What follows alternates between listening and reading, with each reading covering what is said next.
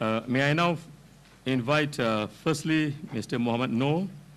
Bismillah ar-Rahman ar-Rahim. Assalamu alaikum and good evening to all of you,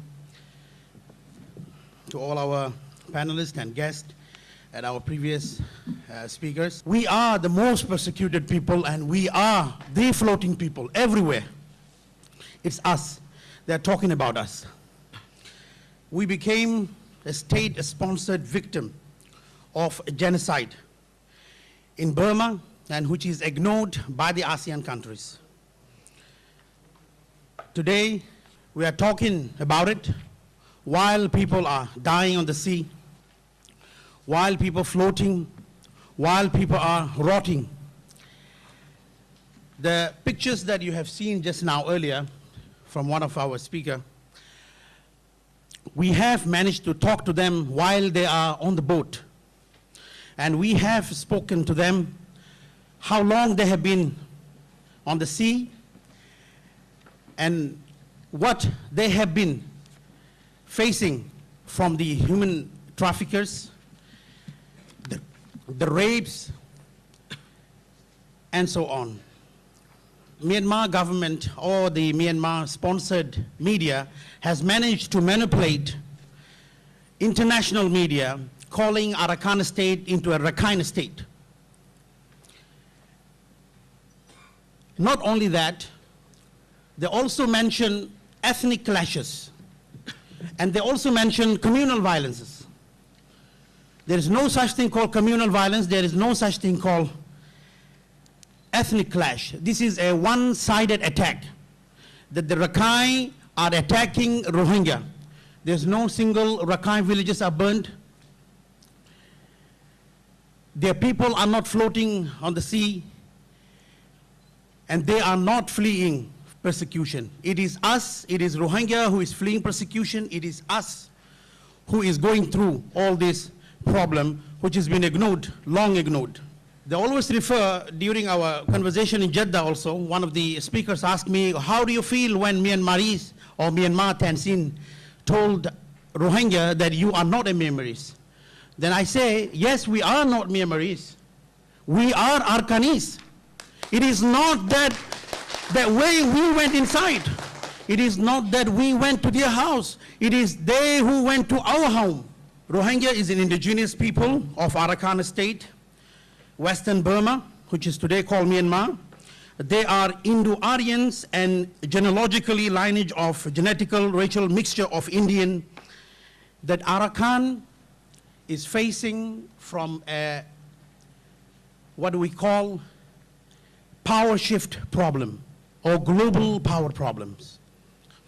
Arakan became geographically very important to many superpowers, and if you look at the map, if I may say, it is the only corridor or the only access to the Indian Ocean for the Chinese. Widely known, a Chokpi project called the Shui Gas Project, which is started for the last 5 years until today, that the Chinese government been paying $1 billion every year for the next 30 years in Block A1 and Block A3. There are more than 15 oil blocks in Arakan. Interest, economical interest being attached from different governments, from different nations, because they are hungry of resources. The word Rohingya, a lot of people ask this question, so we would like to also clarify from the Rohingya why there is a taboo to the Burmese government that the word Rohingya itself is not acceptable. I put it in a very simple form. My name is Mohammed Noor and my father's name is Noor Alam, and he inherits. It is not that he inherits, but he inherits a lot of wealth. And they simply asked me to change my father's name so that I don't get the inheritance. This is one of the reasons that do not accept Rohingya, and it is not a new word for them. Until 1982, they stripped the citizenship of Rohingya from, or delisted Rohingya from the minorities. Before than that, Rohingya was a recognized for almost 4 successive government recognize them as a citizens of that country. It's only in 1982 they started, or they ripped off the citizenship due to many of the reasons. Geopolitical reason, the land that we have full of resources, gas and oil and many other natural resources. Because this is not research or on the resources, we have many facts which we're gonna later we're gonna leave this website where we have a lot of findings for a lot of audience and the speakers to go back to and to refer to the projects that has been carried out in Arakan, the projects that has been going on in Arakan, the money, the amount of money they are making while there is a persecution going on, while there is a crime against humanity. Burma has successfully outsourced their problems to the neighboring countries. If you do not realize it, today Malaysia have to use their own resources, Indonesia is using their own resources, and Thailand, they are using their own resources. And they're successfully transferring their Arakan problem into region. And until today, we are talking about non-interference. It is also against the ASEAN law in Article, if I'm not mistaken, Article 2, to maintain a regional peace and stability and to prosper the nation.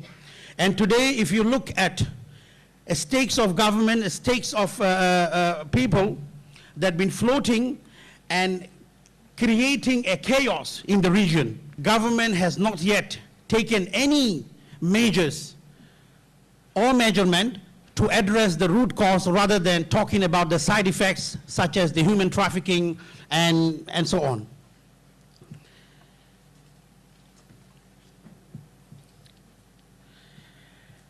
As Rohingya, we always like to suggest to the governments, because government holds the power, government holds the key.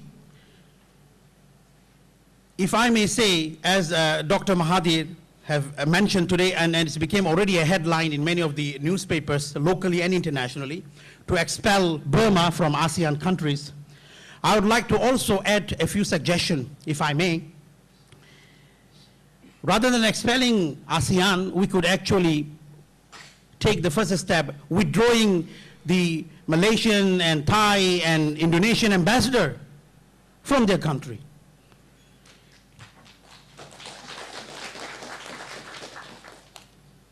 Or freeze the assets of these criminals who are hanging and shopping in the US and in Singapore. Still, they are running, and while people are being killed, their amount and their account is still not been freezed, and they are still making money. Altogether boycott Myanmar current government. We have detected from our community, from our sources, last October, the mass grave about Thailand and Malaysia from last October. People talking about it now only. And it has been alerted to many authorities and many news agencies. Today in these countries, if human traffickers can kill and bury this much of mass graves, how can you imagine that Arakan has how many mass graves like this? So international investigation, it is necessary, and it is the time to intervene and look into the matter and see how to stop this. Thank you. I would like to finish my end notes.